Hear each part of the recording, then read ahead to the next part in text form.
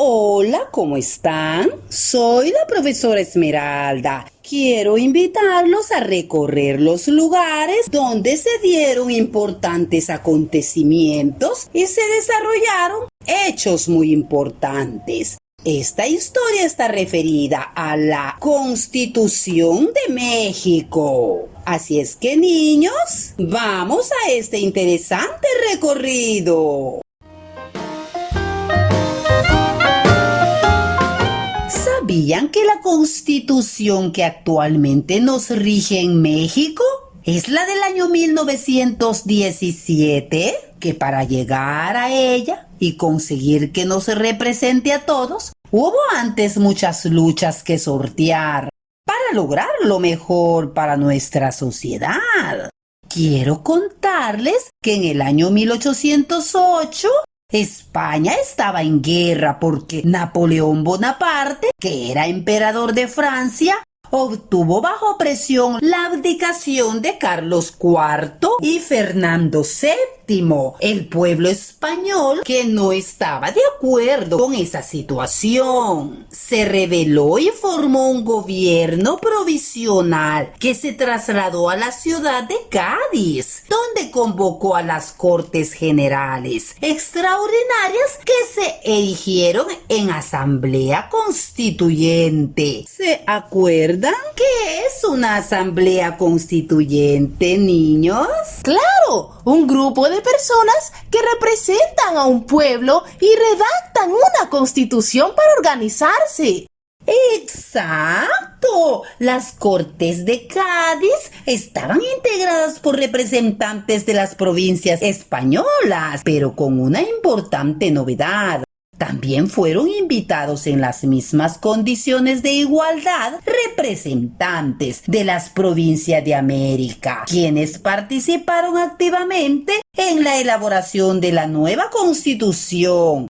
A esta Constitución se le llamó Constitución Política de la Monarquía Española, conocida también como una Constitución de Cádiz del año 1812. Esta estableció una monarquía limitada, puesto que el rey ya no podía hacer todo sin el consentimiento de las Cortes o Asamblea Legislativa, e instituyó la igualdad política entre los peninsulares y americanos y las diputaciones provinciales electas en cada provincia. El monarca español Fernando VII, liberado por Napoleón, desconoció la Constitución en el año 1814 y encarceló a los diputados que la elaboraron.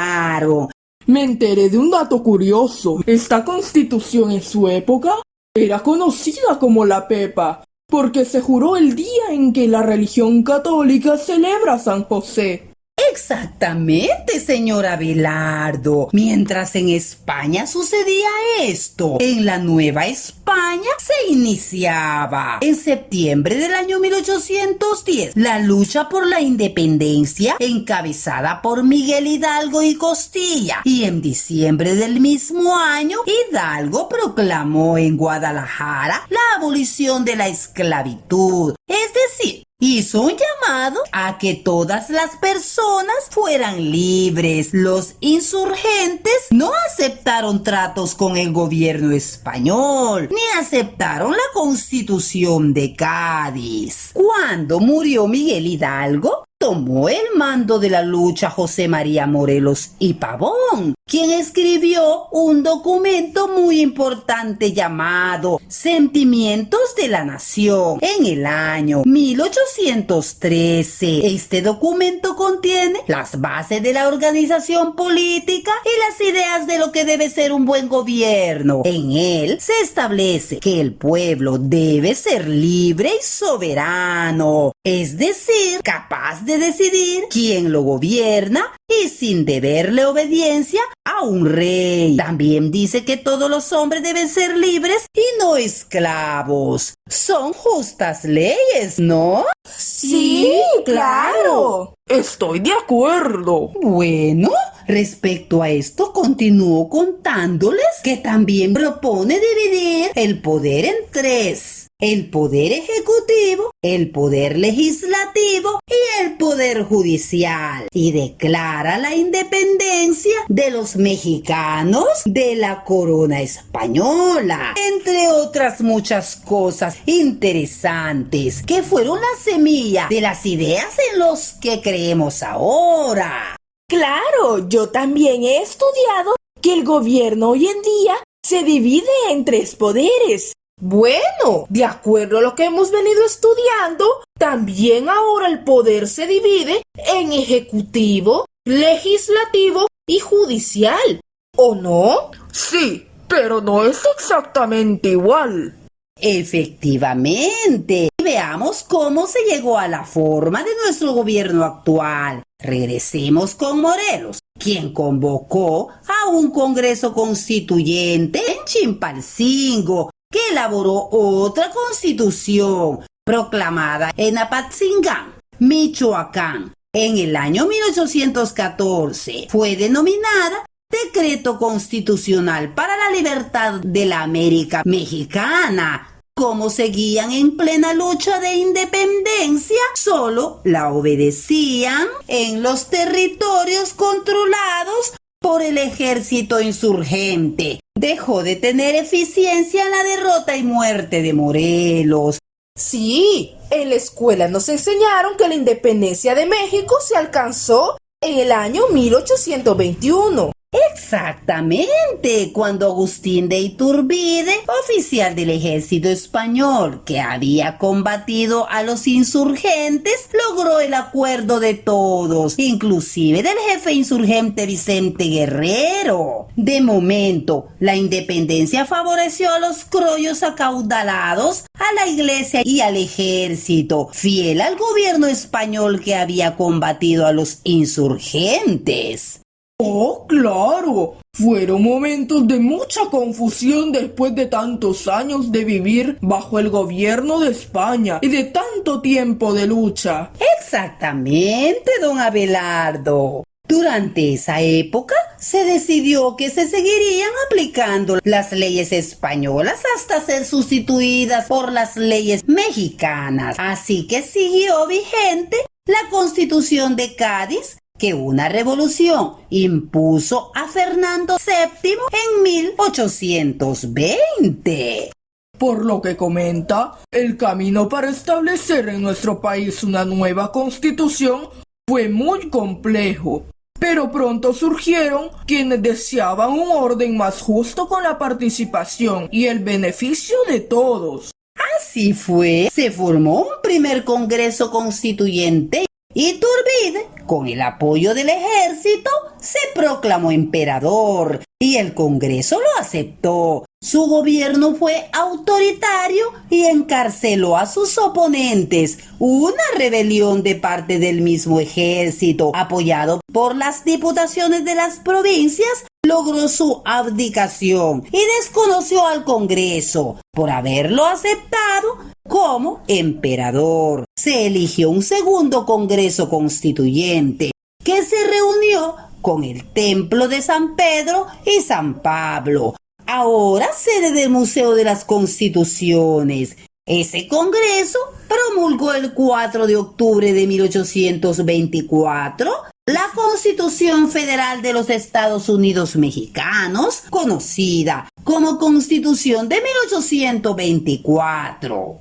Profesora Esmeralda, nosotros tenemos una pregunta. ¿De qué trata la Constitución de 1824? Bueno, quiero explicarles que la Constitución establece una forma de Estado federal concediendo autonomía a las provincias, ahora llamadas estados, bajo ciertas normas. Estos pueden organizarse con su propia constitución y leyes en asuntos que no sean de interés general, y establece una forma de gobierno republicana, representativa y popular. Además, se instituye un sistema de 2 cámaras. la de diputados, que representa a todo el pueblo, y la de senadores, que representa a los estados de la República, cuyos miembros se nombran por medio de elecciones. Tengo entendido que también crea la Suprema Corte de Justicia de la Nación para resolver los conflictos y aplicar la ley, y se les da facultades a los estados de la República para tener sus constituciones locales, las cuales tendrían que seguir las normas de la Constitución Federal para organizarse y gobernarse. Dicha Constitución tiene también, a lo largo de su texto, algunos derechos humanos, aunque están dispersos, es decir, no hay título o sección en la que se encuentren todos ellos. Veo que le gusta el tema de las constituciones, señor Abelardo. Sí, mi papá también lee mucho sobre historia. Bueno, esta constitución no fue del agrado de los poderosos, la aristocracia criolla, la iglesia y el ejército, lo que produjo un enfrentamiento entre quienes querían un poder central para toda la república, contrario a lo que la constitución establecía, y quienes defendían poderes regionales que buscaran participar en la toma de decisiones en el nuevo estado. Estas diferencias y las ambiciones de poder provocaron inestabilidad y continuas revueltas militares, centralistas y federalistas, para imponer gobiernos y derrocarlos. Quiero contarles que en el año 1833 el presidente Antonio López de Santa Anna se retiró a su finca alegando enfermedad y dejó a cargo al vicepresidente Valentín Gómez Farías, quien tomó una serie de medidas que afectaron, en otros, a la iglesia. Las ideas de Valentín Gómez Farías eran liberales, es decir, se fundaban en la igualdad, la libertad y la participación de todos en elecciones y en el nombramiento de representantes. Su plan liberal fue adoptado por los federalistas. Gómez Farías tomó medidas para aprovechar la riqueza que había acumulado la iglesia, sobre todo en las tierras que permanecían ociosas o no bien explotadas. La iglesia había realizado durante la colonia una tarea importantísima y benéfica, protegiendo a los indios, estableciendo escuelas y prestando servicios de salud, pero había acumulado enormes riquezas desaprovechadas. Imponía la religión católica sin tolerancia alguna, y sus decisiones eran aplicadas por el gobierno como si fueran leyes. Exacto, señor Abelardo. La reacción de los centralistas, apoyados por la iglesia, fue rebelarse no solo contra las reformas, sino también contra la Constitución, un Congreso ordinario, con mayoría conservadora y sin algún fundamento legal. Se elevó a Congreso Constituyente y eliminó la Constitución del año 1824, elaboró una nueva ley fundamental, conocida como las 7 leyes constitucionales de 1836. Fue una constitución dispersa. ¿Qué quiere decir con dispersa, profesora? Bueno, quiero decir que la Constitución limitó el derecho de voto y el ejercicio de cargos públicos a personas con recursos económicos, desligó a los poderes públicos de la elección, centralizando las decisiones, y creó un superpoder, el supremo poder conservador, que se convirtió en una figura dictatorial en constante pugna con los demás poderes. Parece que en esa época nadie estaba de acuerdo. Ni siquiera habían pasado 10 años de independencia y no dejaban de pelear. Exacto, Valeria. Así fueron las cosas. De tanta revuelta y la adopción del centralismo, ni siquiera pudieron ocuparse de la separación definitiva de Texas, pues en aquella época era parte de México. También ocurrió la separación temporal de Yucatán, que proclamaba los derechos locales. Fue imposible gobernar con las leyes constitucionales y las revueltas federalistas no se hicieron esperar. Una de ellas, en Tacubaya, dio fin a las pugnas internas y convocó a un Congreso Constituyente que fue electo y elaboró 3 proyectos de constitución que buscaban el acuerdo de todos. Dicho Congreso fue disuelto por la tendencia federalista a través de un movimiento militar que designó una junta de notables. Los notables elaboraron las bases de la organización política de la República Mexicana de 1843, inspiradas por Antonio López de Santa Anna para fortalecer la presidencia de la República, aumentar el control central del gobierno y continuar con la restricción del derecho de voto. ¿En esa época no se votaba como ahora?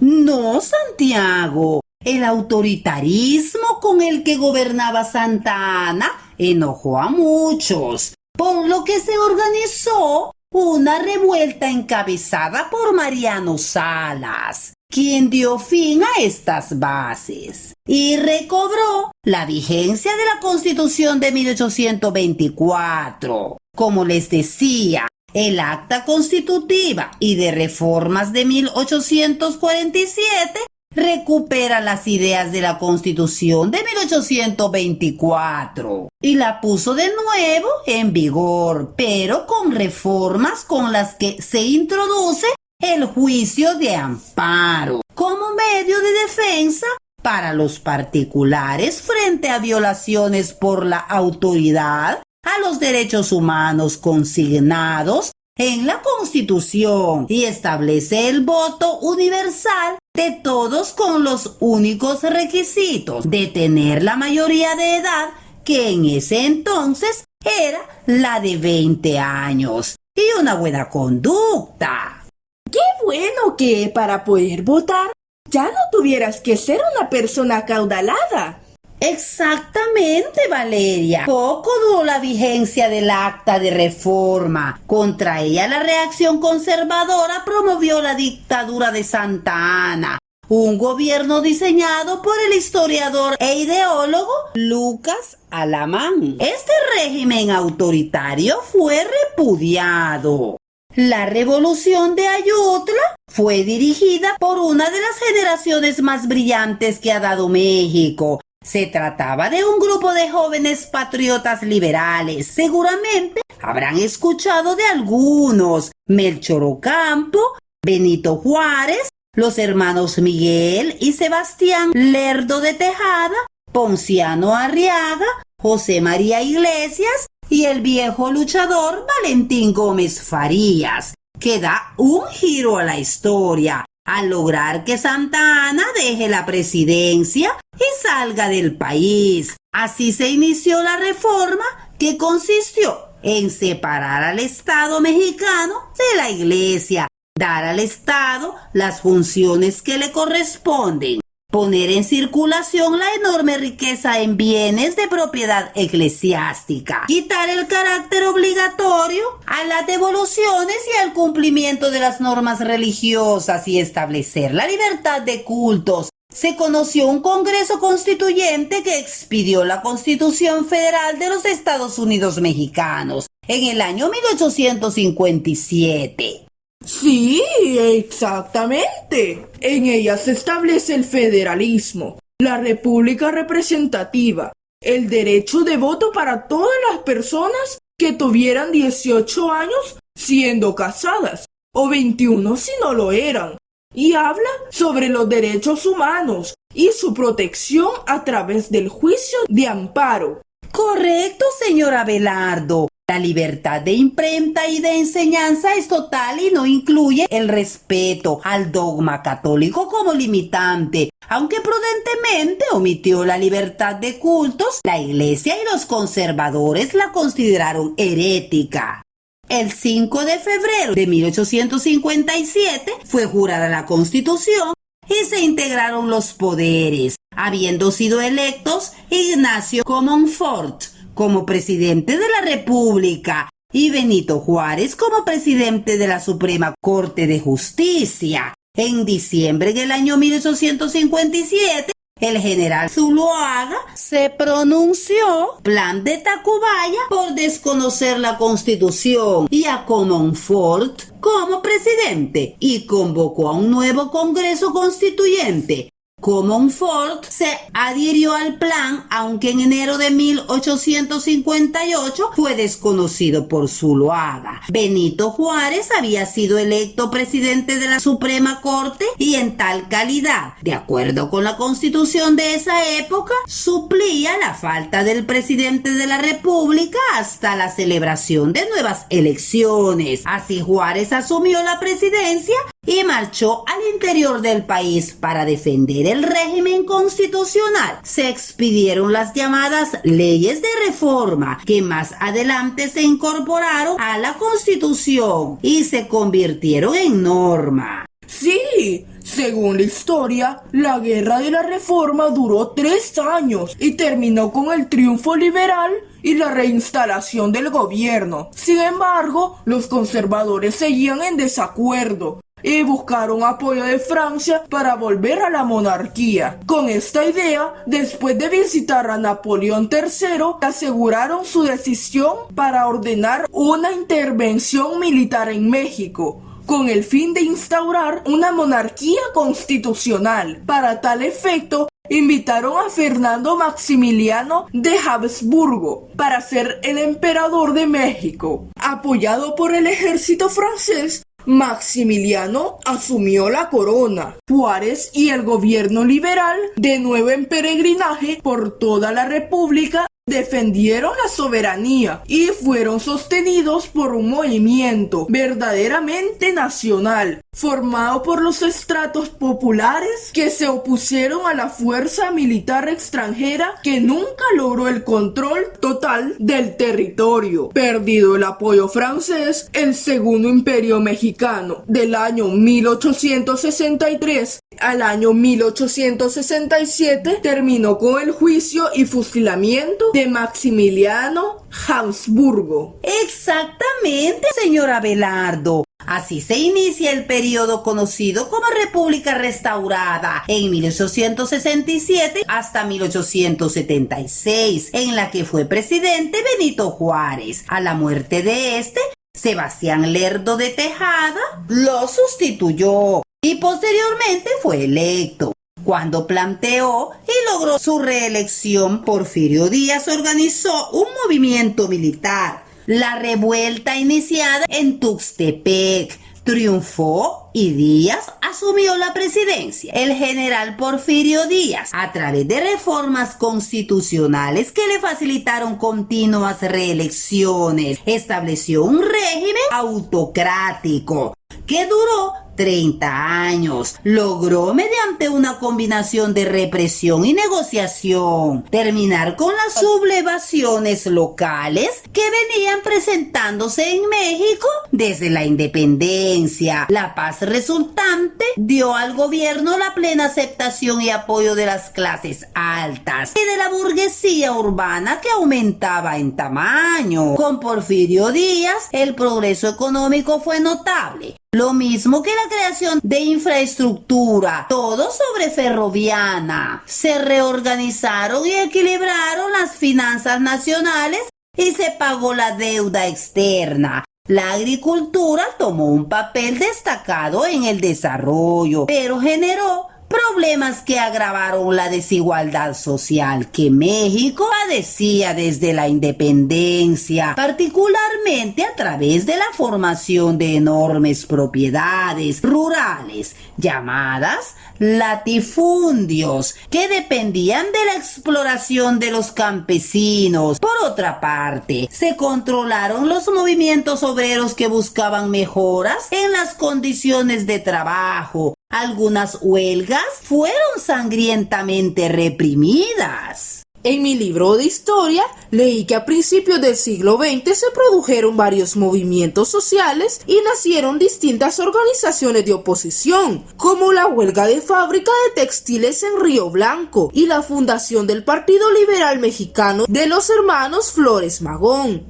Así es, hijo. Después de esos eventos, en 1908, Porfirio Díaz fue entrevistado por el periodista estadounidense James Krillman. El dictador señaló que México estaba listo para la democracia, dio la bienvenida a la formación de partidos políticos de oposición y agregó que no competiría en las elecciones de 1910. Sin embargo, Díaz se postuló nuevamente para la presidencia en 1910. Agregado a eso, quiero decirles que tomando en cuenta la palabra de Díaz, Francisco I. Madero realizó exitosas giras por diversos estados de la República, cuyo resultado fue la formación del Partido Nacional Antirreeleccionista. Díaz, que no deseaba una verdadera oposición, aprehendió a Madero en plena campaña electoral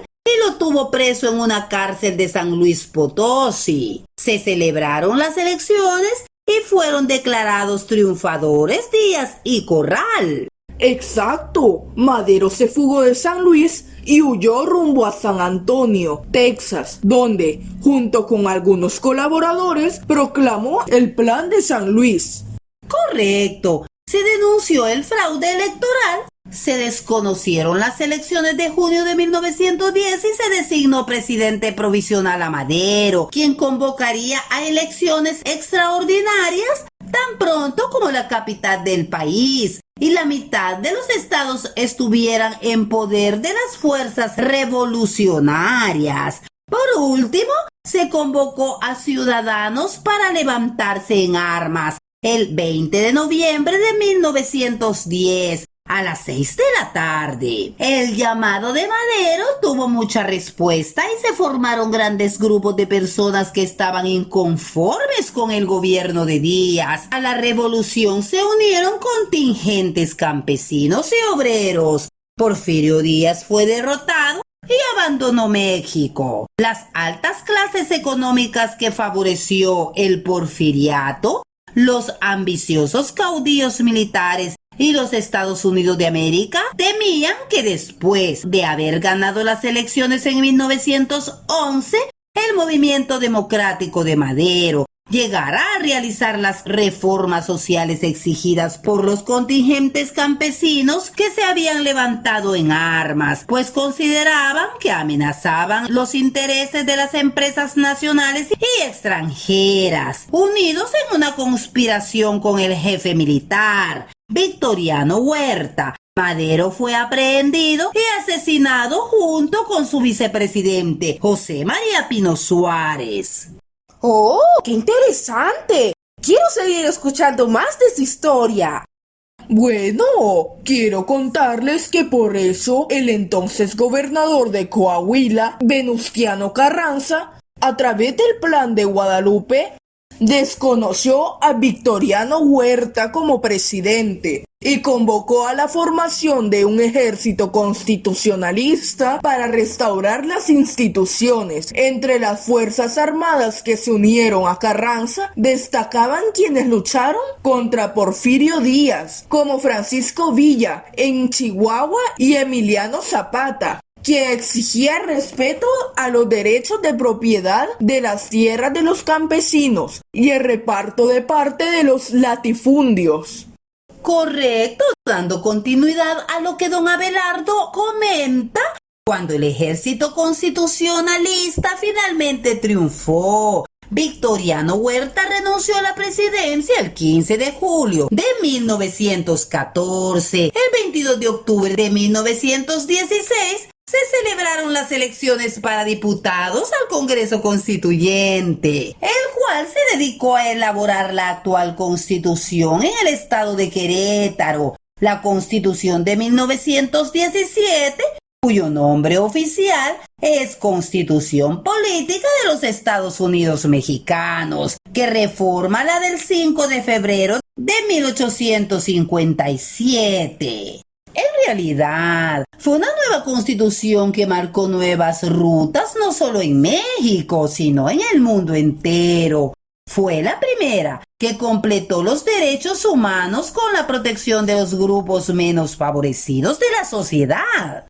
Como ven, muchas personas lucharon y muchas cosas tuvieron que suceder para formar el país que tenemos hoy en día, que aunque tiene sus problemas, es el resultado de un gran esfuerzo y de muchas personas que trabajaron con gran dedicación por México. Ha costado muchas desgracias y sangre de hermanos construir las instituciones que nos rigen el día de hoy. Todavía nos queda mucho por hacer, pero tenemos bases sólidas en un sistema democrático de derechos humanos y de responsabilidad de los gobernantes. Debemos aceptar la necesidad de respetar los derechos de los demás si queremos ejercer los nuestros, de ser tolerantes con quienes no piensan como nosotros y de buscar y resolver nuestras diferencias dentro del marco de la razón y de las normas de la Constitución y de las leyes. Gracias, profesora, por aclararnos y hacer un gran recorrido sobre la historia de la Constitución. Sí, profesora, hoy he aprendido mucho acerca de nuestra Constitución mexicana. ¡Qué historia más interesante! Gracias a todos ustedes, niños y jóvenes, por habernos acompañado en este bonito recorrido sobre la historia de la Constitución de México y cómo se dieron los acontecimientos en diferentes épocas. Espero hayan comprendido los hechos principales de la Constitución mexicana. Nos veremos en los siguientes videos. Cuídense mucho. Bye bye.